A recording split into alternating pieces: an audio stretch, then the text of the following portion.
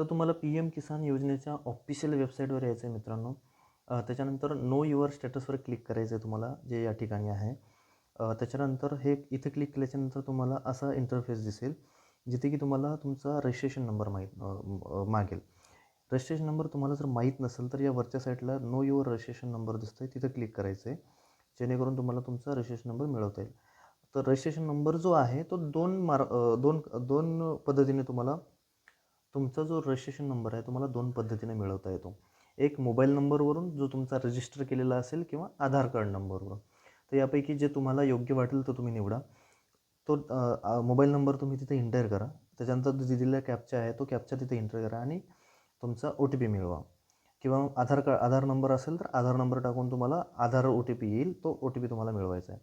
O T P टाकल्याच्यानंतर तुम्हाला असं interface परत दिसेल, जिथे तुम्हाला तिथं ओ टी पी टाकायचा आहे. ओ टी पी टाकल्याच्यानंतर तुम्हाला इथं तुमची माहिती दिसायला सुरुवात होईल. तिथे तुम्हाला असं दिसेल, हे तुम्हाला बघा रजिस्ट्रेशन नंबर तुमचा दिसेल, इथे तुमचं नाव दिसेल. तुम्हाला परत वापस यायचं आहे, सॉरी. रजिस्ट्रेशन नंबर घेतल्याच्यानंतर तो कॉपी करून ठेवायचा किंवा लिहून ठेवायचा, परत वापस यायचं आहे आणि लॉग इन करायचं आहे. तुमचा रजिस्ट्रेशन नंबर टाकायचा आणि कॅप्चा टाकून तुम्हाला लॉग इन करायचं आहे. लॉग इन केल्याच्यानंतर तुम्हाला असा इंटरफरन्स दिसेल. अशी तुमची स्क्रीन ओपन होईल, जिथे तुम्हाला पर्सनल इन्फॉर्मेशन दिसेल. तुमचा रजिस्ट्रेशन नंबर दिसेल, नेम ऑफ फार्मर दिसेल, ॲड्रेस असेल.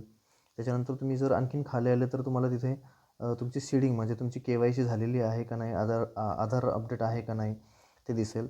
KYCचं जर नो असेल तर तुम्हाला KYC करणे गरजेचं असेल.